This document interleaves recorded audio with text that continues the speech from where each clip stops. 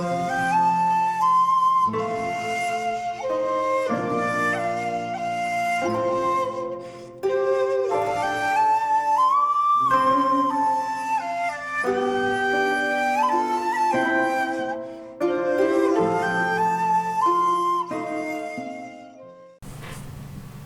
there, this is Solitary Ronan from Solitary Ronan Films, and welcome to another episode of In the Frame. Today's video is pretty special. It's about a very important filmmaker and a very important box set, but it's probably a video that won't do very well in views, which is pretty tragic, because I'll be chatting about arguably the second best filmmaker in British history, second only to Michael Powell, of course, and it's Alan Clarke. Again, a few people might say, well, who's Alan Clarke? Because he mostly did television work rather than theatrical films, but we're going to be looking at Descent and Disruption, Alan Clarke at the BBC, 1969 to 1989. This 2000 minute absolutely epic box set. This is the original 2016 edition with a large book and a ton of discs. There is a reprint, which I'm guessing doesn't have the big book. So I mean, Alan Clarke, who is another one of these directors that just died way too young, age 55, but in some ways he's almost kind of like the German Fassbinder, as far as he was fairly prodigious in those 55 years. Started out in theatre in the early to mid 60s, made a lot of striking productions, including a very unique version of Hamlet. And then he went to Canada for a while, came back, was a floor manager, but really wanted to be a writer and director, and then started doing Play for Today and the Wednesday Play and Play for the Month, and throughout his career was more interested in not doing stories written by the big shots like Dennis Potter and Alan Bennett. It was more interesting and challenging work, and really what you get in this set, you're struck by a bunch of things. You're struck by how good the BBC used to be as far as putting on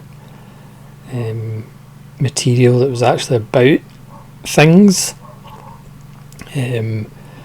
Granted, even Alan Clarke was too much for them, because famously he got into trouble with a few of his films that he made for the BBC. But how much the BBC actually trusted writers and filmmakers in those days compared to nowadays, which they just make rubbish on the whole. But how much just different stuff Alan Clarke did. I mean, I'll go through them, not in complete detail, because we'll be here all night, but a certain amount of detail and go, just lots of different stories, different subjects, but again it's always subjects that are challenging and fascinating, still relevant, sadly, as quite a lot of these things are in the past. that we just can't help ourselves, just part of the human condition of being flawed, and always destroying each other.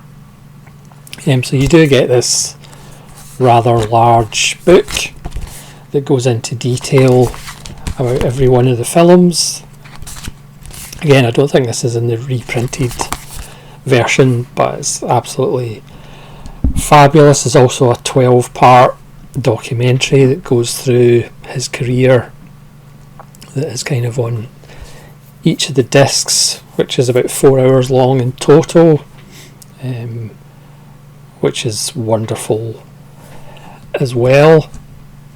So again, he kind of started doing kind of half-hour plays, then obviously worked his way up to some longer things, and then did several features, and then by the end, in the late 80s, when he was getting into trouble with the BBC for pretty much everything he did, he eventually went to Hollywood and was actually working on a film about an assassin, and an assassination through the assassin's eyes, before he sadly got cancer and came back to the UK, where he died. So again, we'll just go through them again. It is one of the best box sets that I have, one of the most important box sets, and it's a box set that sadly not a lot of people will have or will bother with, but they really should, because it's absolutely fantastic. And Clarke was so influential. I mean, during the documentary, it's like Stephen Frears and Paul Greengrass, and also the people that worked with him as well, talking about him, because they always got to, even if it was a story that he wasn't originally interested in, something would pique his interest about it, and he'd kind of zone in on that. And 99% of his choices of how do we do this turned out to be absolutely spot on, and for the most part just absolutely brilliant. He was a very collaborative director. He wasn't a dictator. He knew what he wanted, but he would always kind of get the opinions of those around him. So the first disc's actually a DVD, can you believe it? And this has 6 of the short kind of 27 minute pieces.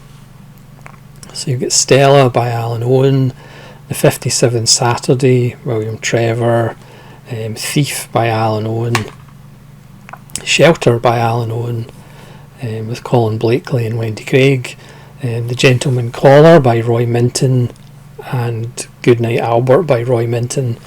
And Roy Minton kind of had a pretty important collaboration with Clarke. He was the writer of Scum, which is probably Alan Clarke's most famous, and Funny Farm, which is on this set as well. So these are all wonderful little, mostly two-handers or three-handers, but well worth checking out. I mean, obviously Clarke's most famous films are about institutions and the corruption within those institutions that don't work, especially when they're ran by men and males, because as we know, when males get together without consequences, usually bad things happen. And then we get more of the slightly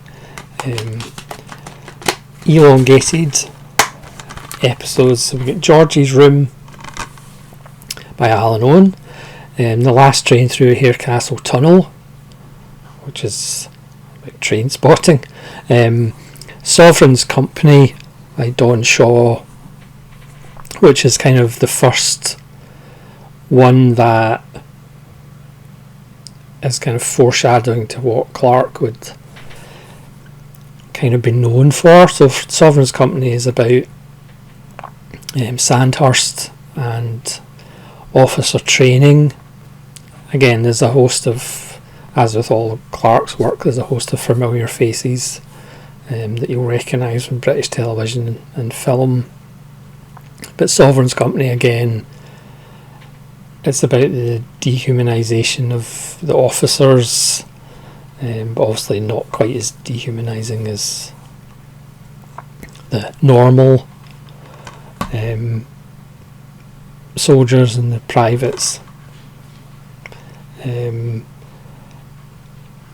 there's a young officer who, it's the family, has always been officers and he's just not cut out for it. But also doesn't want to disappoint his grandfather. There's the idea of soldiers as mercenaries, and they shouldn't really fight under a flag. It should be economics and capitalism should decide where a soldier fights. It's kind of the new breed against traditionalism, and it also ends in kind of violence, which obviously is an element of quite a lot of Clarke's work. Not that Clarke was a violent person, but he told the truth like all great artists should. So Sovereign's Company, certainly of his earlier work, is certainly one of those to put a pin in and kind of go, well, that's kind of the first one that gave you an inkling of what was to come. And then you get the wonderful Hallelujah Handshake by Colin Welland, about this character there who turns up at a local church and wants to get involved with everything, might not be telling the truth about his past and how he's an expert in everything, and he really kind of wants to belong, and then he maybe gets a little bit inappropriate with children in the congregation, and then the minister casts him out, and then all of a sudden he appears in a completely different faith's church doing the same thing. It's kind of funny and tragic, and again truthful, because again, when people like Clarke hold up a mirror to ourselves and to society, obviously people don't always like that kind of thing. And again, if people turned on to see a funny little play for today, if it was directed by Alan Clarke, chances are that wouldn't necessarily happen. So the Hallelujah Handshake is absolutely fantastic. And then we have to encourage the others, by David Yallop, based on his book. And this is the true story, which was Peter Medak filmed in the early 90s, Let 'Em Have It, which is about the murder of a police officer by two teenage boys, or one teenage boy fired the shot, and the other teenage boy, who wasn't that intelligent, was heard saying let him have it, but whether that means shoot him or whether that means give up the gun remains to be seen. This version is better than the Peter Medak film, starring Christopher Eccleston as one of the young boys, I believe. This one again is more to the bone, more honest, and is just really powerful, and just quite wonderful. So 3 out of the 5 on this again are really essential. There are commentaries on some of the films as well, and some more in-depth extras than others. But again, the 12-part documentary about his career is just absolutely wonderful. So on the next disc we have Under the Age by E. Whitehead, which is actually a look at a trans barmaid, and that's from 1972. So yes, it's a more masculine trans, but again it's not as one-dimensional or stereotypical as similar writings from the time. Then we've got Horace, again by Roy Minton, which is about, set in Yorkshire, about a boy who doesn't really fit in to school, and an older guy who, well, older, in his 30s probably, who is a bit slow and lives in his own little world. And again, with a lot of these films you think, oh, that's not really going to be that interesting, but the writing is always so good, and Clarke's directorial decisions are always spot on, so they end up being absolutely riveting and fascinating.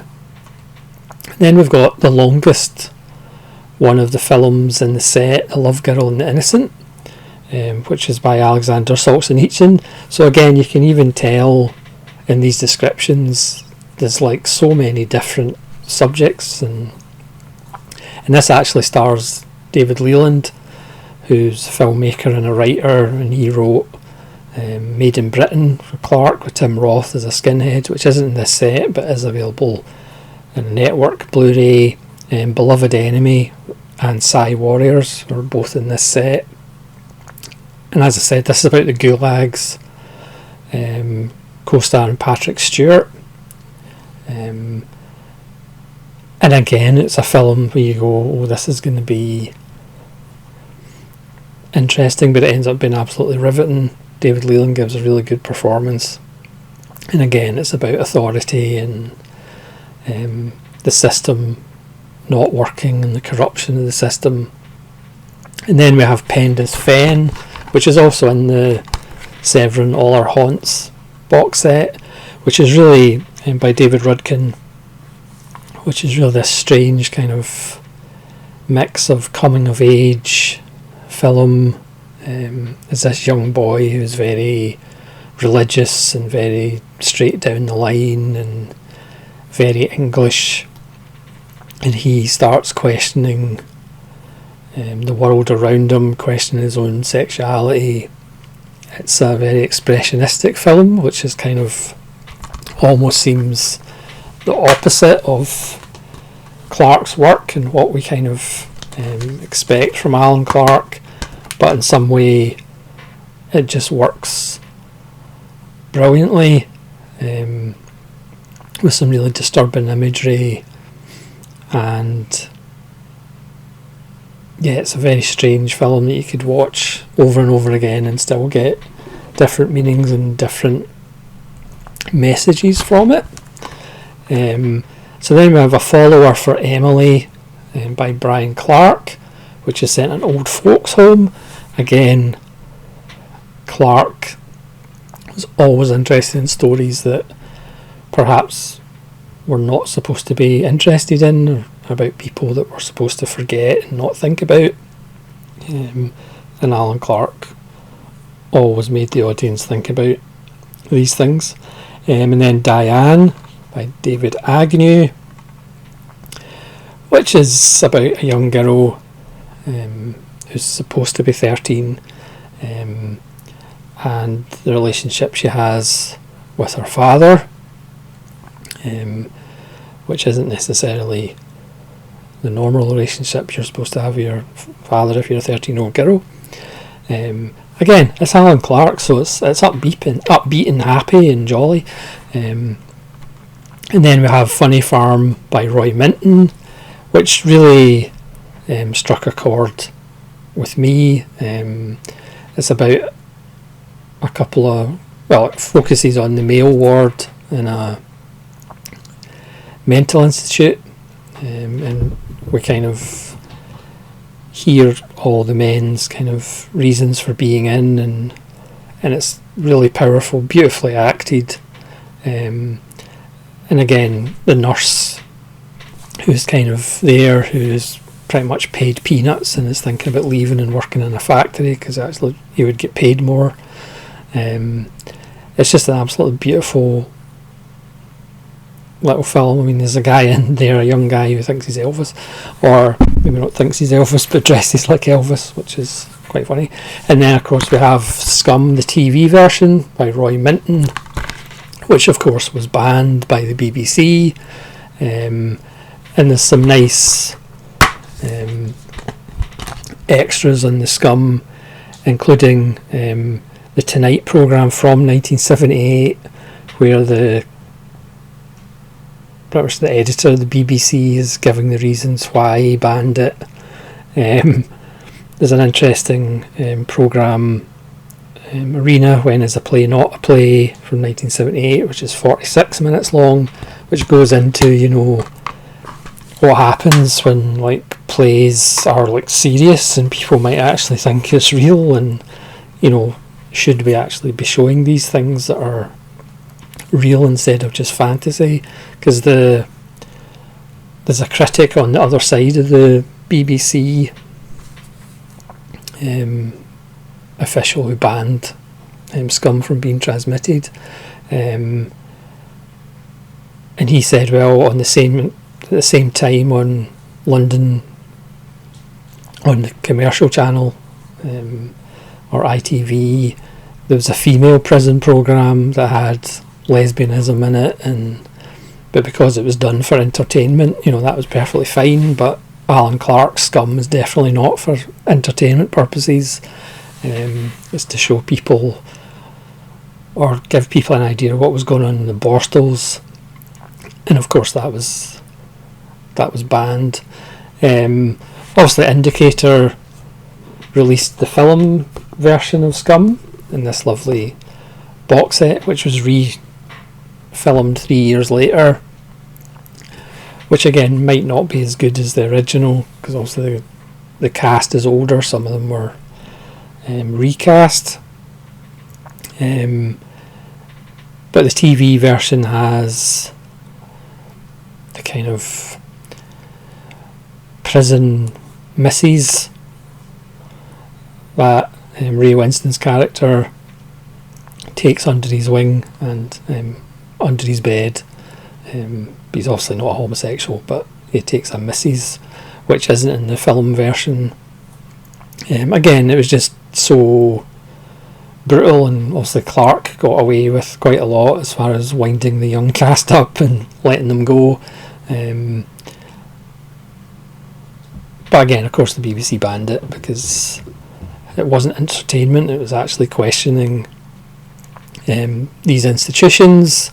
I think there was the rumour that it was pretty much the Home Office putting pressure on the BBC to basically ban it and not show it, because it might not show them in very good light. So Funny Farm and Scum are absolutely essential. Just about everything in this set is essential. And then we have two films, one a documentary and then one inspired by that documentary. So we have Bukowski, about a Russian intellectual who's put into a mental hospital quite a lot of people were put into mental hospitals in Russia, even though they weren't mentally ill. And then Nina by Jan Markham, who was the daughter or granddaughter of the couple who actually got Bukowski, or started the campaign to get Bukowski out of Russia.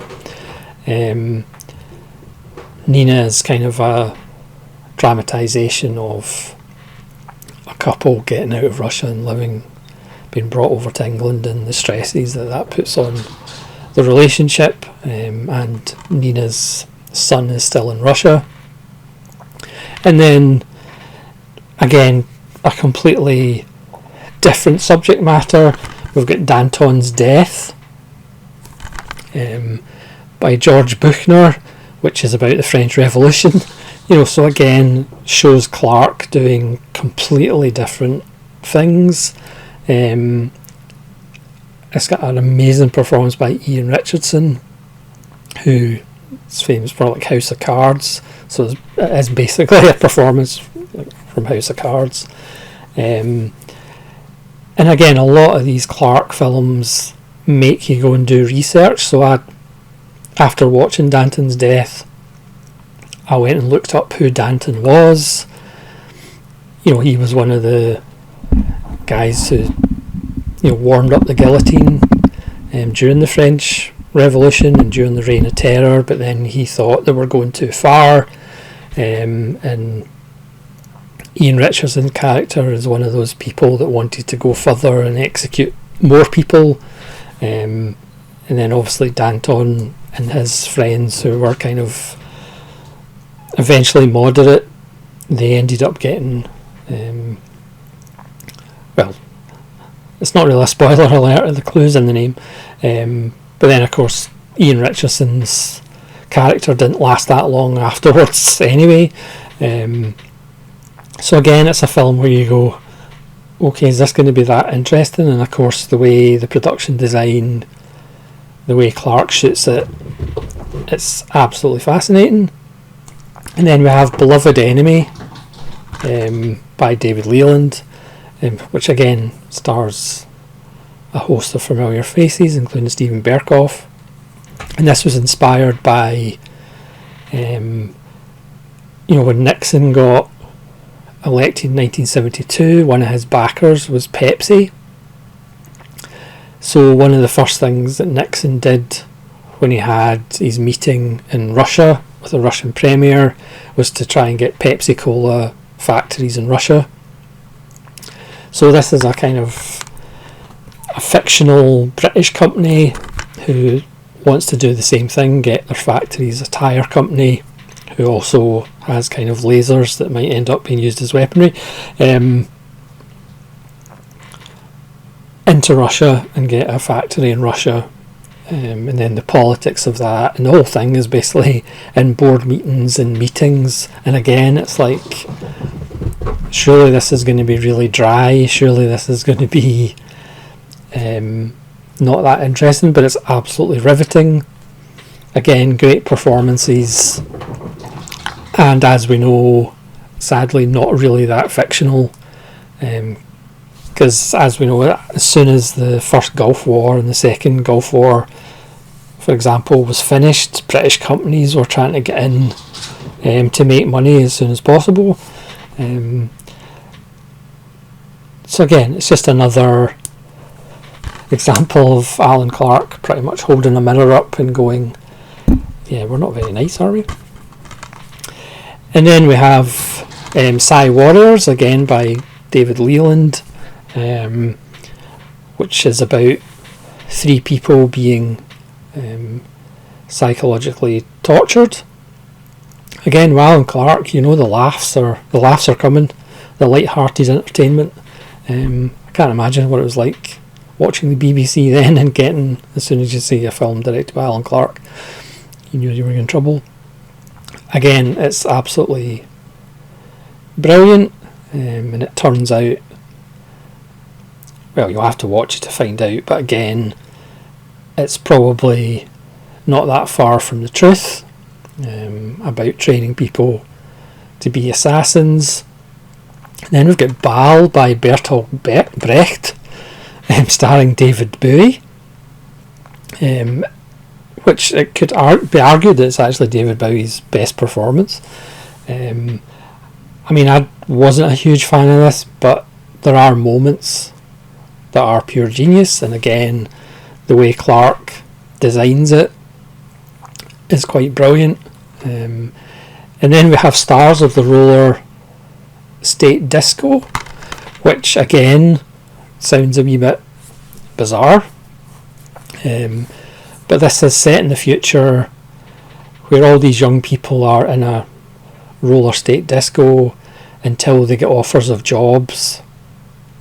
And it focuses on Perry Benson. Again, you'll recognise him from British TV as a guy who only wants, he's a carpenter and he wants to make, proper furniture and craftsman furniture, but in actual fact he's just scared of getting out, basically. So again, it's about institutions, it's about how we treat our young. It's an extension of like YTS schemes and things like that, but set in a future world. Again, it's Alan Clarke. And then we have Contact, which is another absolutely brilliant piece of work based on a novel by somebody called A.F.N. Clarke, no relation, starring Sean Chapman or Uncle Frank from Hellraiser, even though his voice was dubbed in Hellraiser. And this is another Clarke masterpiece. It's about soldiers in Northern Ireland, but again, there's no, because A.F.N. Clarke did the screenplay as well, and of course he had the screenplay of all these scenes in Belfast with tanks and all that, and due to budgetary reasons as well as everything else, Alan Clarke was like, yeah, we're not doing this, we are stripping it down in almost a Bressonian fashion, which we'll get to shortly. Let's just strip it down so you have kind of scenes of the soldiers on patrol. It's really boring, it's really mundane, there's no music, there's no heroics, it's incredibly tense, it's all about routine. It's just, there's use of night vision for like a long section, which again just wasn't done before. And again, he's just so influential to British cinema, but again, he just never gets talked about because he didn't do all these, theatrical films. And to me, it's not actually hyperbole to say he might be the second best British filmmaker of all time. Just the fact he did so much different stuff. But Contact is another one that's just absolutely brilliant. And then we have Christine by Alan Clarke and Arthur Ellis, and Road by Jim Cartwright. So Christine, at some point, I think it was before Contact, Alan Clarke discovered the Steadicam. And obviously once Kubrick discovered the Steadicam, it was game over, and it was the same with Alan Clarke. So Christine follows this young woman, and she just wanders about this suburban estate. It's not a poor estate in comparison to Road, which we'll get to. It's a fairly suburban kind of middle class estate, and she just walks about with a carrier bag, knocks on various houses, and goes in, and she's basically just giving heroin to people and watching them shoot up, helping them shoot up, and then she goes on to the next house. Not a lot of dialogue, lots of walking, and again, it's done in a sense of, this is so blasé, it's so mundane, it's just the same day in, day out. They're not interested in anything else. They all have nice couches and nice houses, but it doesn't really matter because they just want their fix. And again, it's just shot brilliantly. Again, because Clarke's choices are just always spot on, and he just shoots things the way other people just weren't shooting them on TV or whatever at the time. And then Road, which was a successful play, and people thought, oh yeah, you couldn't really do that any other way as a play. And of course Alan Clarke did it on location in this kind of rundown estate. There's lots of fourth wall breaking, there's lots of long monologues as these characters vent their frustrations, who are living kind of dead-end circumstances and dead-end lives. And again, there's a programme that was broadcast at the time when people could phone in and complain basically about programmes. And the presenters are even a bit like, yeah, I don't know what it was about either. I mean, it's fairly obvious what it's about, but it's kind of funny listening to people at the time just have no understanding of what's going on. You know, this was depressing, and it's like, it wasn't fun, and why should we be watching this? It's like, yeah, because millions of people are stuck in these lives. And then his last two, which are pretty fantastic. We've got Elephant, which I did a double take along with Gus Van Sant's Elephant, which is on the channel somewhere, and The Firm with Gary Oldman. So Elephant is the greatest statement, not just on the Troubles in Northern Ireland, but probably just any conflict. I mean, you could make Elephant and set it in Israel-Palestine. You could set it anywhere you liked. It's 38 minutes of people walking around, again that Steadicam, people walking around and shooting other people. There is very little dialogue, there's no sides. It's funny, in the kind of the documentary Alan Clarke in His Own Light, David Leland's even, you know, at some point it's got to stop. At some point it won't just be people killing each other, and then it's like, no, that doesn't stop, it's just people killing each other. And again, there's a phone-in show where members of the public phoned in and went, you know, there's a guy who's like, oh, this is pointless, you know, there's just no end to it, I mean, what's the point? And it's like, yeah, that's kind of the point. Again, there's no, these people are on this side, these people are on that side. No, it's people walking into houses, shooting people. You know, people are playing football in the park, somebody walks up to them and shoots them. So, you know, there's no context, it's just killing for 38 minutes. And it is beautiful, it is bleak and horrible, but there's no better statement on the conflicts that we see around the world. They are pointless. You know, the people who are at the top demanding these killings to happen are far, far away from actually the blunt end where people are getting shot. Again, people at the time and people now, I suppose, would still go, oh, that's pointless. And what was the point of that? And it's like, yeah, that is the point. It is pointless. But again, as societies, as people, we just never learn. An Elephant is just, it's a masterpiece, but again, Clarke got into trouble for it. And then The Firm with Gary Oldman as a fairly indictment of Thatcher's Britain. You have these successful football hooligans, they're estate agents and such, you know, these aren't the idea of football hooligans as in, you know, working class guys who are disillusioned to go on a Saturday afternoon to fight people. This is well-to-do family men with lots of money who do it.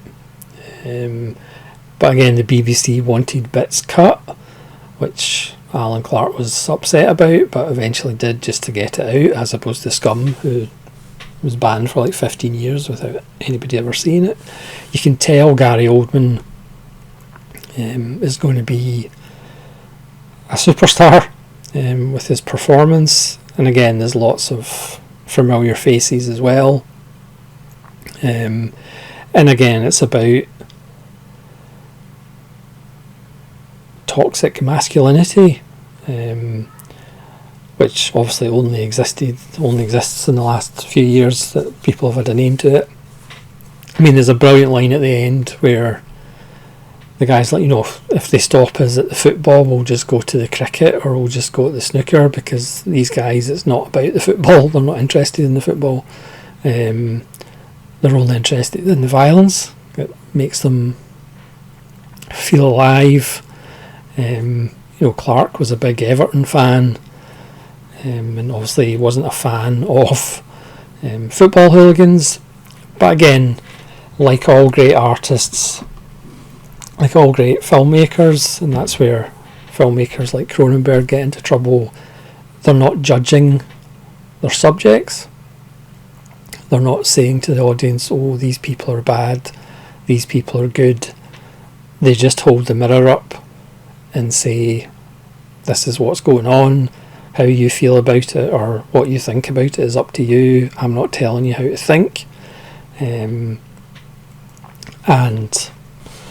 The Firm is just another wonderful Alan Clarke film. But in network, you can get Made in Britain with Tim Roth. Again, you could tell Tim Roth was going to be a star as a young skinhead who obviously has issues. And then again, just as another Alan Clarke string in his bow, one of my personal favourites is Billy the Kid and the Green Bay's Vampire, which is a musical, obviously, but because it's Alan Clarke, it's all about class, basically. Phil Daniels is Billy the Kid against Alan Armstrong's more establishment. It's a musical about snooker. I mean, come on.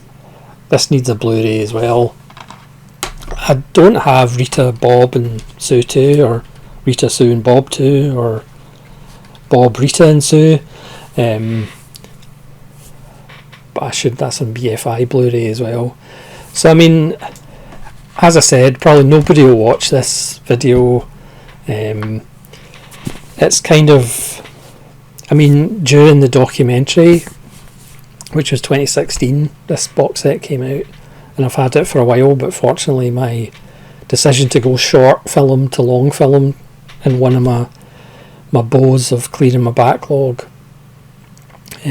really helped, because I'm not sure when I would have actually got around to these films, but once you start, they're just so addictive.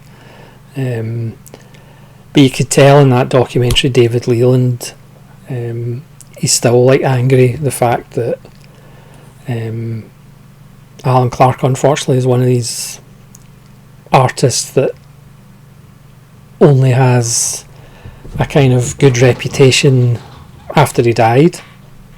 He never actually saw Scum transmitted on the BBC until after he was dead. There are introductions by David Leland of the BBC Alan Clarke season, which they showed, of course, after he was dead. And I did find myself getting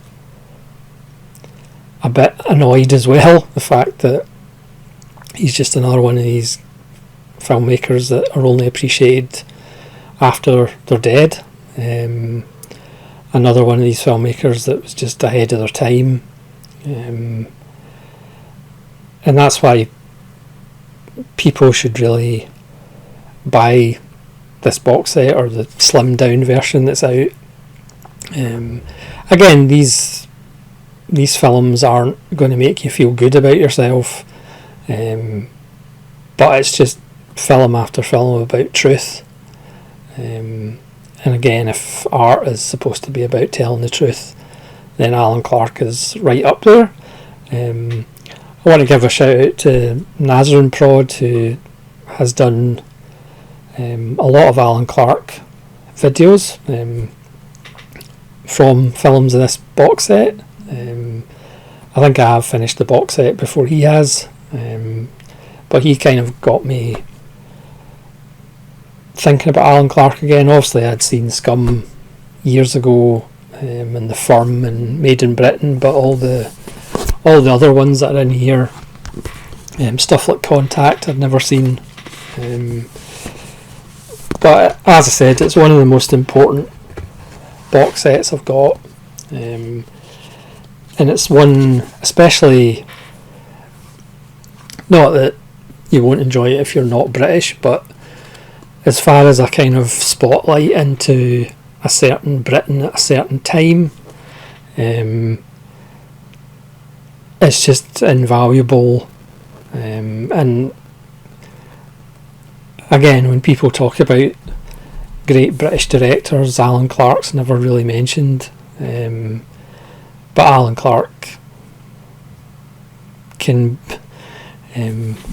run rings round lots of British filmmakers that are mentioned in the greatest British filmmakers list. Because yes, he was going to Hollywood, but again, I'm sure he would have ended up leaving Hollywood in disgust when he wasn't allowed to do what he actually wanted to do. As I said, he was working on a film about an assassin, from the assassin's point of view, so we'll never know how that would have went. It's just frustrating. It kind of reminds me a little bit about Bill Hicks, the comedian who again died really young. We never got to hear Bill Hicks on the second Gulf War, or 9/11, or Son of Bush, or Trump, or, so you do kind of wonder what gold Bill Hicks would have mined out of the last 30 years, and it's the same with Alan Clarke. Again, he would have just pushed it and got into more and more trouble. But as I said, it's also a reminder of what British television used to be, and certainly, like my dad said that in the past, Play for Today and the Wednesday Play and stuff like that. We just don't have that anymore, because the BBC isn't interested in actually making programmes about things, or programmes that challenge things, or challenge the viewer. It's just all about putting the viewer to sleep and just buy stuff, even though the BBC is not a commercial channel, hardly are. Yeah, it's just a reminder of what the BBC used to be, and what British cinema used to be, British filmmaking used to be. And again, when you think of the filmmakers that came out of this era, filmmakers, or the actors that came out of this era as well, it's pretty phenomenal. And Alan Clarke's shadow, even though most people can't see it in the sun, looms large. And there's a lot of films, Gary Oldman's directorial debut, Nil by Mouth, which I'm not really a fan of, with Ray Winston. I mean, that's pure Alan Clarke, but obviously Gary Oldman's not Alan Clarke. Again, another filmmaker. It's a shame that he died so early, but again, fortunately, we have a record of quite a lot of his work, and I would urge you, if you pay any attention to the 1,300 videos I've made in this channel,